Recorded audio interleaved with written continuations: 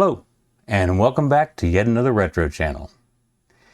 I do have to make an apology before we get started with this. This is not the video I promised you guys.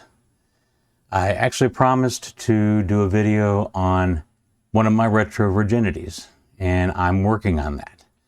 However, I am subject to the same problems that any repairman is subject to, and one of those is biting me in the ass right now, waiting on parts. So in the meantime, I decided to put together this little video to tide you guys over. I also have one bit of housekeeping before we get started. I'm trying a little experiment. There's been a lot of talk lately about changes that YouTube's been making to the way they do things, and I think the general consensus is that they're not counting views of viewers who are using ad blockers. So I'm going to try a little something to see if I can get around that a little bit. As has always been the case, my Patreon supporters and my YouTube channel members get ad-free early access to the videos. That's not going to change. However, due to the changes that YouTube's been making, I have decided to add 24 hours of ad-free access for everybody. So for the first 24 hours after a video is posted, it will not have ads. What I'm hoping is that you folks will be nice, and when you watch my video within the first 24 hours, turn off your ad blocker so that I get credit for the view. You don't have to. I'm not going to make you. I'm not going to lecture you. But it would be helpful if you could do that for me. And hopefully that'll help me get around some of these new YouTube policies and get my viewership back up. I appreciate you listening, and I appreciate anything you can do for me there. Again, you don't have to. You can watch them with your ad blockers turned on if that's the way you'd like to do it. After 24 hours, I'll turn on monetization and put in my typical ads. Now, I don't put in as many ads as YouTube wants me to. If I let them do that, they put an ad in about every 2 minutes, which is just ridiculous. I try to limit myself to no more than 3 or 4 ads depending on the length of the video. Without further ado, let's get on to what we're going to talk about today.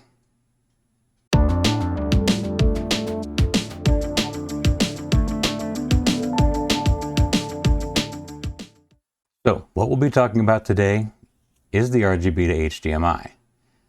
Most of you know what this device is and are familiar with it. It's been around for quite a while. It's essentially an upscaler that allows you to connect a wide variety of retro machines to HDMI-capable display devices. Started out as, I believe, something for the BBC Micro and a few others, and has expanded massively over time. One of the most recent developments was Copper Dragon's LumaCode digitizers, which allows you to, through the installation of a small interposer board in your retro computer, to get a video output that's compatible with the RGB to HDMI. I believe also the OSSC is now capable. So the RGB to HDMI is a daughterboard for a Raspberry Pi. In this case, I have a Raspberry Pi Zero 1.3. This is the RGB to HDMI board, and what you see sandwiched in the middle is the analog board. This has analog to digital converters that then supply the digital signal to the RGB to HDMI so that it can create the HDMI output. Now, everybody pretty much loves these things. They're really capable. There was a period when you couldn't get them or couldn't build them because the Raspberry Pis were hard to come by. Now they're back in stock, and you can usually build one, and they come up pretty cheap by the time you put everything together. However, one of the shortcomings that everybody always complained about was that the RGB to HDMI did not handle the audio. It wouldn't put the audio into the HDMI stream. There were solutions to that. You could either use external speakers, you could connect directly to your display device if it had that capability, or you could pick up something like this. This is an HDMI 7.1 audio inserter. This takes an HDMI input signal and a left-right audio signal or an optical signal, and it embeds that audio signal into the HDMI stream when it come out this side. These run $50 to $60 a piece. I've got 2 of them. However, with any of those solutions, there is the potential for adding lag, other problems. So people have been clamoring for the developer and the maintainer of the RGB to HDMI project, Hoglet67, David Banks, and ENSB or ENSB, I'm not sure how you pronounce that. I apologize, I don't know your real name, so I can't give you credit by name, but Ian is the maintainer, one of the maintainers, and Hoglet is the other. And they have finally graced us with the project we've been clamoring for and given us this board. This is the audio board for the RGB to HDMI. And this lets you connect audio in, and it takes the audio into the RGB to HDMI and includes it in the HDMI stream coming out. This is actually a genius little design. I know people might ask, why didn't they integrate it into the RGB to HDMI board itself? There simply wasn't space. They actually managed to do this with this little Daughterboard, and it's a simple installation, just 8 solder points to connect it to the RGB to HDMI, and then 3 connections for the audio input. There is a new firmware for the RGB to HDMI that you'll have to download. Currently it's in beta, it's beta 66. So when you install this board, you'll also need to reprogram your micro SD card with the new firmware, and that should get you up and running. So let's take a look at installing this. Although I could simply do it like this, I am going to go ahead and take my RGB to HDMI off of the Raspberry Pi. And I'm going to remove the analog board. So I simply have the RGB to HDMI here. Now all we have to do to connect this is solder these plated through holes to the pins of the dual header on the top of the RGB to HDMI. And it goes all the way at the end, so it's not really easy to miss it, get it in the wrong position. So we start with the hole in the corner. I fill that up with solder.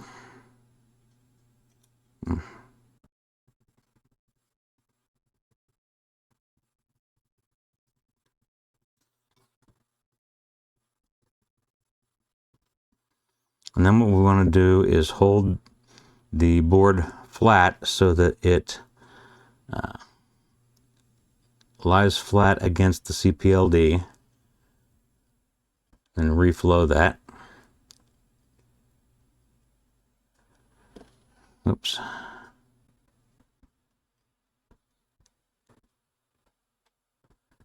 And this will fit into any case that you had the RGB to HDMI in the first place. So I will be reinstalling this into the case that I have for it.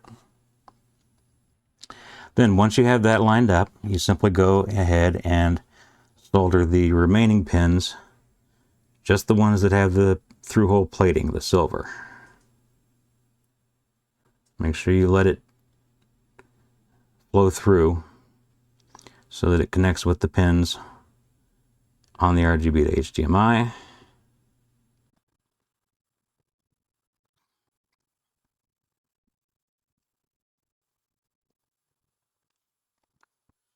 Okay, that looks good. The next thing we need is a pigtail. Now this is going to be how we get audio in, and those solder to these 3 pads. I'm going to use a little flux. I'm going to go ahead and tin the pads.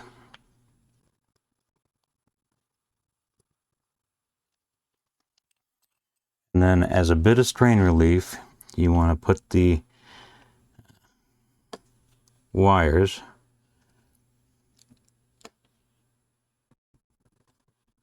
through the mounting hole.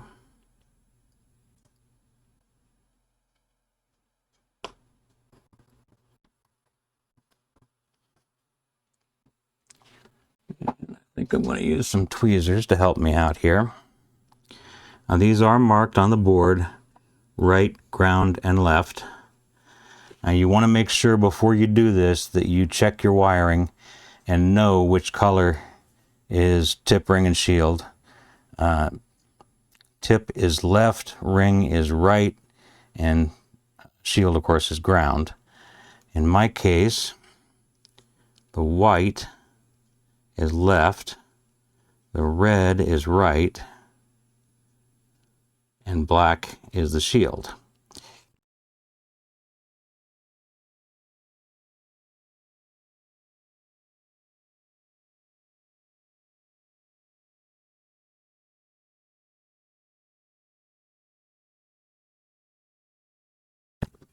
I've never been very good at soldering wires to pads. Okay, so let's reassemble the RGB to HDMI and see what happens. First, the analog Daughterboard.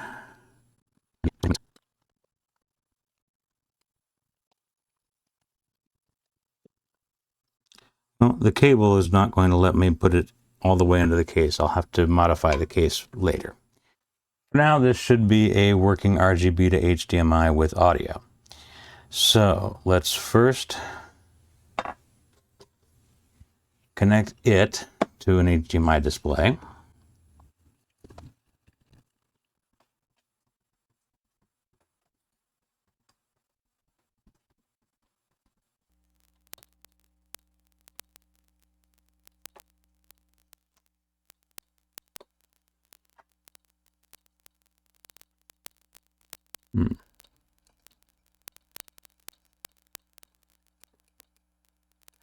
As you can see, I've already put the updated firmware onto the RGB to HDMI, and we now have a new menu, the HDMI audio menu. But we're getting some popping, and I'm not sure what's causing that.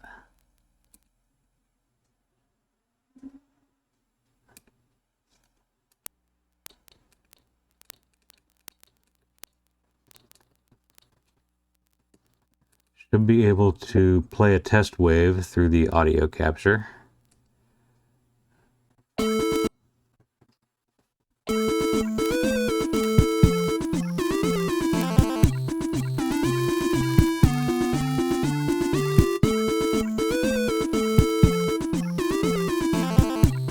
So that much is working. Now, to find out if we're getting audio from an external source, we will need first a cable. Now, I have both a stereo cable and a mono cable, and of course, the computer I'm going to use is mono. So we'll use that cable connected to the input.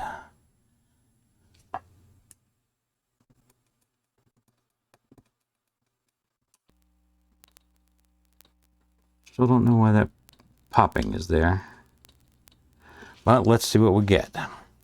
To test this out, I'm bringing back an old friend, the TI-99 4A. This is the one that I had so much trouble with when I worked on it, because it had liquid spilled into it. And then later I added one of Copper Dragon's TMS digitizers. And now we should have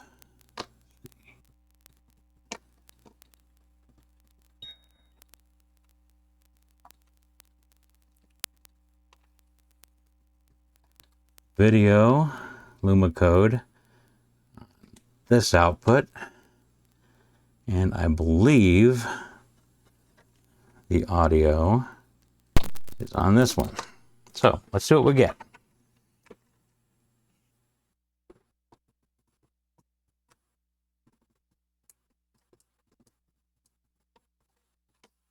Turning on the TI. This thing always comes up in the wrong configuration.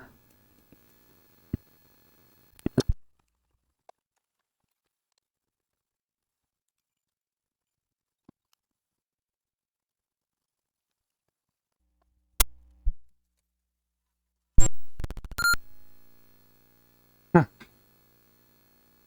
Apparently I didn't do anything wrong. It's working fine now. And we're getting audio. So let's get out of the menu. We should be able to, I need a joystick. Let's see.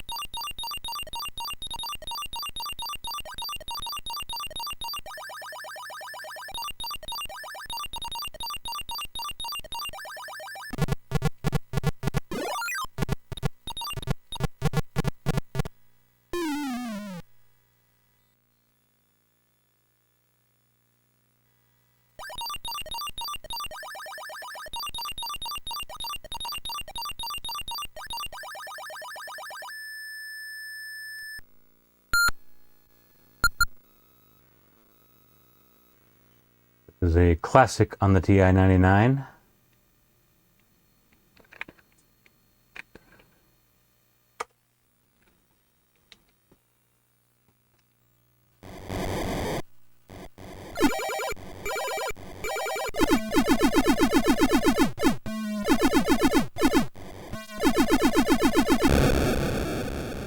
One that I'm not very good at.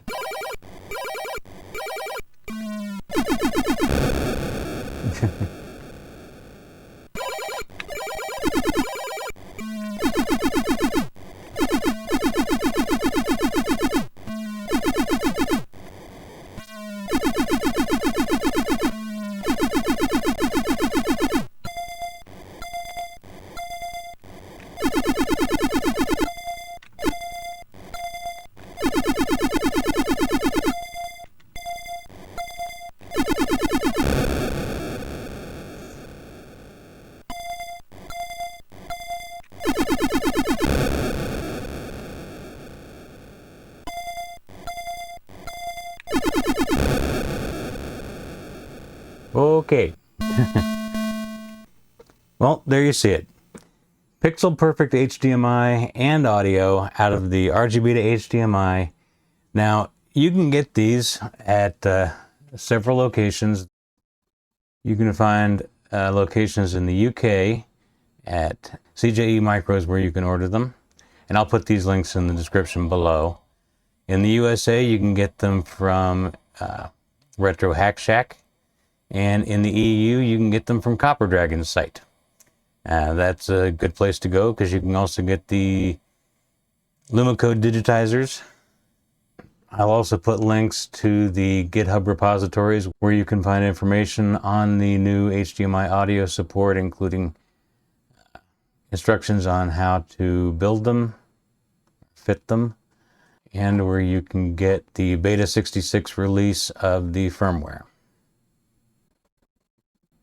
Should have been more simple than that. I'm just not very good at soldering those things, and I still don't know why when I first booted it up it was coming up with bad HDMI and with that crackling. That crackling is gone now. The HDMI is fine, and I didn't really do anything to fix it apart from pull it apart and stick it back together. So that being said, that'll end this video. I appreciate you watching. I appreciate your time and your interest. If you enjoyed the video, it wasn't too disjointed for you, feel free to hit the like button. You know what to do if you didn't like it. Leave me a comment in the comment section below. I love interacting with you guys. If you haven't subscribed to the channel yet, well, that'd be probably a pretty good time to do that. And if you want to support the channel, there'll be links to my Patreon below, or of course you can join the YouTube channel membership. As I said in the beginning of this video, Patreon members and YouTube channel members get 24 hours of ad-free early access to my videos, while now the rest of you are going to get 24 hours of ad-free access when I first publish the video. Share the video to anyone that you think would enjoy it or needs to know about it. The audio board isn't new. It's been out, I think, since about, it was about March of 2025. Of course, it is currently October of 2025, so I'm a little late to the game here, but I finally got a hold of a couple of them and decided to do a video showing you what you can do with them. They run about currently $25 US, the assembled boards. So if you thought about going with something like the HDMI audio inserter, which as I said is about $50 to $60, you can save yourself a little money by going this route, and it's not that difficult to install, even though I botched it. That, I think, will do it. So everybody keep watching, and there'll be another video coming out shortly, which hopefully this time will be my retro virginity video. As I said, I'm waiting for parts. Those parts are due within the next couple of days, so I should be able to finish that up. I currently have a lot of the video recorded up until the point I found out that I needed these parts, and a lot of it's already edited, so it shouldn't take too long once I get the parts to finish it off. So I hope you all have a great week, great month, great year. Stay safe and healthy, and I hope you're enjoying life. Until next time, we'll talk to you later. This has been yet another Retro Channel.